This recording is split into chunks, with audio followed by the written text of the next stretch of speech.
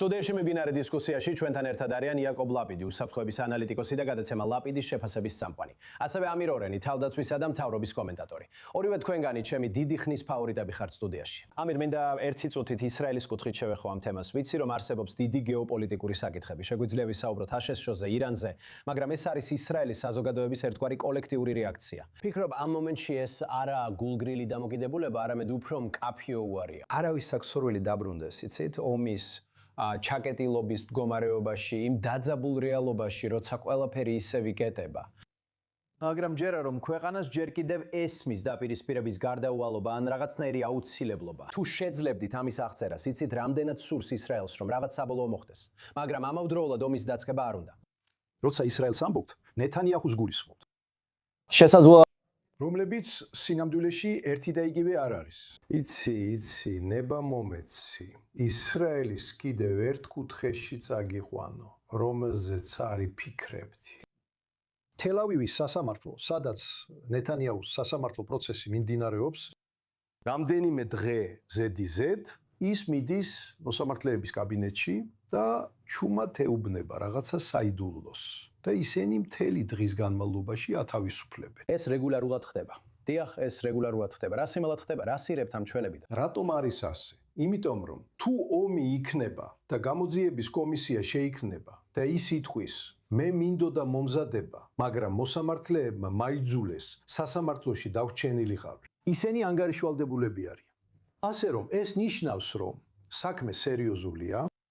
ხალხი ემზადება გაუთვალისწინებელი შემთხვევისთვის, შესაძლო მოვლენისთვის, მიუხედავად იმისა, რომ იციან ეს ყველაფერი ტრამპის ახირებებია. ეხლა დავბრუნდეთ ამ წლის 14 იანვარს, 4 თვის წინ. ყველა მიცოდა, ეგონა რომ იცოდა, რომ დაახლოებით შუაღამისას ომი დაიწყებოდა. და აი ტრამპმა გადაწყვიტა, გადაედო ეს. ეხლა ეს უფრო გრაუჩო მარქსს გავს. მე მაქვს ვადა, თუ ეს არ მოგწოს, კიდევ ერთი ვადა მაქვს შენთვის. და მაიკმა თქვა, რომ მაიკ ვაგონჰაიმმა თქვა, ირანელებმა უნდა გადაწყვიტონ, ითანამშრომლებენ თუ არა. მათ უკვე გადაწყვიტეს. მაგრამ როცა თქვენ ამერიკელები ბეისბოლის თამაში გინდათ, ჩვენ კალათბურთის თამაში გვინდა. როცა თქვენ ფეხბურთის თამაში გინდათ, ჩვენ softball-ს ვითამაშებთ. ასე რომ ბუთიც კი ერთი და იგივე არ არის. მოხედე ჩანს და ვფიქრობ ამაში მართალი ხარ, რომ ნებისმიერი სერიოზული საუბარი რეალურ საკითხებზე. მოდი ბირთვ პროგრამას ავიღოთ, იაკობ. ანუ როგორც ჩანს, გარდაულად გადაიზრდება მინიმუმ რამდენიმე თვიან მოლაპარაკებების პროცესში.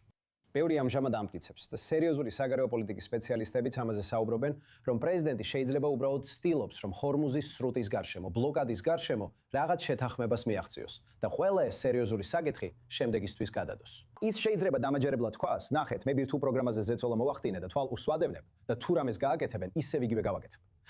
ფიქრობთ, რომ არსებობს რაღაცა უფრო მცირე პაკეტი, რომელიც შეიძლება წარადგინონ ან შესთავაზონ. აი, ვგულისხმობ, ირანი კვლავ ითხოვს კომპენსაციებს. ისინი ითხოვენ, რომ ჰეზბოლა დარჩეს უცვლელად. ისინი ითხოვენ აშშ-ის სრულად გასვლას. ეს ერთხივი მტრულობის დასრულებად იწოდება, სადაც ისინი თავად არ წყვეტენ თურქმედებებს, მაგრამ სურთ, რომ აშშ-ში უნდა ისრაელმა ასე მოიქცნენ. როგორც ჩანს, ეს საკითხები შეთანხმებასთან ახლოსაც არ არის. რა შეიძლება ვიხილოთ უახლოეს მომავალში? მე ვფიქრობ, რომ ეხლა ისინი ცდილობენ მოლაპარაკებას რაღაც ტიპის ჩარჩოზე, რომელიც მხოლოდ სათაურებს მოიცავს და დეტალებში აშედის. დაახლოებით ისე, როგორც რაზას ჩარჩო იყო. მაგრამ ვფიქრობ, ნულოვანი შანსია, რომ ტრამპი დათანხმდეს თუნდაც საწყის ჩარჩოს, რომელიც მთავარ საკითხებზე არ ისაუბრებს. ბირთვული პროგრამა მთავარი საკითხია, ჰორმუზის სრუტე. ბალისტიკური იარაღებზე არაფერი ვიცით. ირანის ტერორიზმის მხარდაჭერაზეც არაფერი ვიცით. მაგრამ არ ვფიქრობ, რომ ტრამპი წამითაც კი განიხილავდა ჩარჩოს მიღებას, რომელიც მხოლოდ ჰორმუზის სრუტეზე ისაუბრებდა. ეს აშკარად იცით, მისი სრული მარცხი იქნებოდა. და ეს და მან ნათლად თქვა, რომ მის მიღებაში არანაირი ინტერესი არ აქვს. ეხლა საქმე ისაა, რომ ვფიქრობ, თავად ირანელებიც არ არიან დარწმუნებულები რა გააკეთონ, რადგან ისინი დიპლომატიურ ინიციატივებს წამოაყენებენ, შემდეგ კი უკანიღებენ. ისინი აშკარად შიდა კონფლიქტში არიან. მათ საზღვაო ბლოკადა აქვთ, რომელიც ყოველდღიურად 400-დან 500 მილიონ დოლარამდე ზარალს ატენებს. მათი ეკონომიკა უკვე ომის დაწყებამდე გრევის პირას იყო. ეხლა კი მდგომარეობა კიდევ უფრო დამძიმდა. მათ დაკარგეს MŠF-ს 40% ომამდე არსებულ მაჩვენებელთან შედარებით.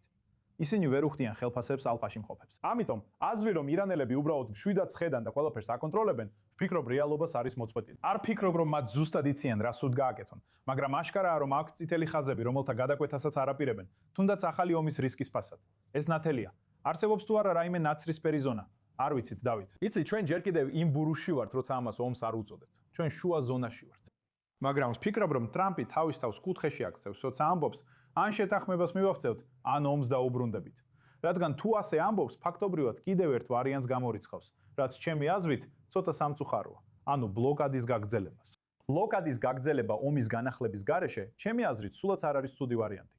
ეს დიდ ზეწოლას ახდენს ირანის რეჟიმზე, მათ ეკონომიკაზე და ირანის რევოლუციურ გვარდიაზე. ასე რომ, როგორც ჩანს, მან ფაქტობრივად უარი თქვა ამ ვარიანტზე, როცა ამბობს ან კვირა, ან შაბათი, რაც არ უნდა იყოს ვადა, რაზეც ის საუბრობს. რთულია წაკითხვა, ხო, აქ ვარ. უნდა გავითვალისწინოთ ჩვენი საკუთარი შეზღუდვები. ჩვენ მხოლოდ იმას ვაშუქებთ, ან ვაანალიზებთ, რაც ვიცით, რაც გგონია რომ ვიცით. ვინ იცის რა ხდება ზედაპირის ქვეშ, ზედაპირის ქვემოთ? შესაძლოა ამ წუთებში ისინი ამზადებენ ოპერაციას გამდიდრებული ურანის გამოსატანად და სწორედ ამიტომ აჭიანურებს ვადას. ეს შეცდომაში შემყვანი, ზოგჯერ შეცდომაში შემყვანი საჯარო განცხადებები, ან სუნცირე პროვოკაციული საჯარო განცხადებები, მთელი ამ ომის განმავლობაში პრეზიდენტის მხრიდან დამახასიათებელი იყო.